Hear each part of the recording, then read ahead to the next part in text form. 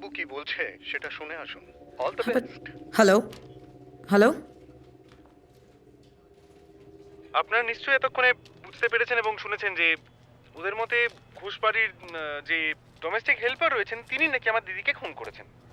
আমি আবারও বলছি, এই ইনভেস্টিগেশনের নামে যেটা চলছে সেটা একটা ফার্স, আর কিছুই না। প্রবণতাকে জাস্ট স্কেপগোট করা হচ্ছে। এটা পুলিশ এবং ঘোষবাড়ির মধ্যেকার একটা নেক্সাস বা আতাত। আমার দিদি যাতে জাস্টিস পায় সে কারণে আমার এই লড়াই চলছে এবং চলবে, এই প্রতিবাদ চলবে। আমার পাশে কেউ থাকুক আর না থাকুক, আমি জানি এই লাইভ যেই শয়ে শয়ে মানুষ দেখছেন তারা আমার সঙ্গেই আছেন। এটা কি সিনেমা হচ্ছে ভাই? কি মনে করেছো তুমি? হ্যাঁ, 10টা পোস্ট করবে আর হাজার হাজার লোক তোমার পোস্ট দেখে মোর্চা করতে বেরোবে? ওরা কেসটাকে ধামাচাপা দিতে চাইছে। আমি চুপ করে থাকবো, কিছু করবো না। তুমি যদি চুপ না করো তাহলে ওরা তোমাকে চুপ করিয়ে দেবে। রাস্তায় বেরোবে আর একটা গাড়ি তোমাকে চাপা দিয়ে চলে যাবে। আসল পারপিট্রেটরকে ওরা হটিয়ে দেবে, হয়ে গেল। দুদিন মিডিয়া লেখালেখি করবে, বলাবলি করবে, আর পাবলিক একটু হাহাউ করবে, ব্যাস লড়াই শেষ। বাকিরা সবাই চুপ করে আছে, আমিও চুপ করে থাকবো, কিচ্ছু করবো না। আপনিও তো আমাকে হেল্প করতে দিচ্ছেন না। এতদিন আপনাকে ভরসা করতে পারিনি তাই বলিনি, কিন্তু I know things. I can help with the investigation. কি জানো তুমি?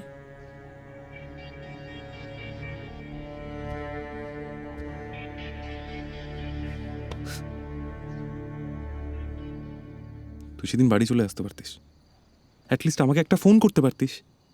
আমার মাথাটা কাজ করছিল না রে ভাই। ইন্দ্রাশিসের মায়ের বন্ধুরা যেভাবে হাসাহাসি করছিল, আর ঠিকই তো বলছিল। এটা এটা সত্যি তো কেমন বিয়ের অ্যানিভার্সারি যেখানে বর গোজ ফর এ ডেট।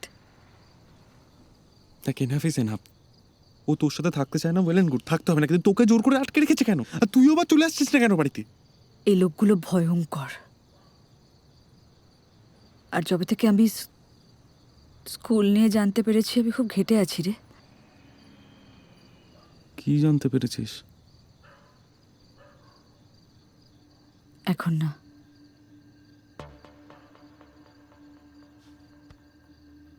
আমি আছি, বল। স্কুল নিয়ে চ্যারিটির নামে ব্যবসা করছে ওরা। আমি কথাগুলো এখন বলতে চাই না, আমার ভালো লাগছে না।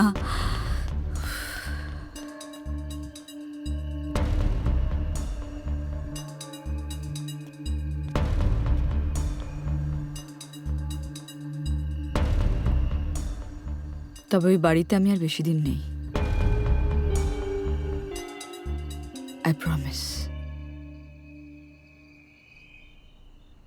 ওই ইন্সপেক্টরটাকে নিয়েই আমার যত ভয়। আর ওই যে পত্রিকা, যবে থেকে আমি পুরস্কার পেলাম তবে থেকে আমার পেছনে পড়েছে যে আমার বিরুদ্ধে লিখেই চলেছে।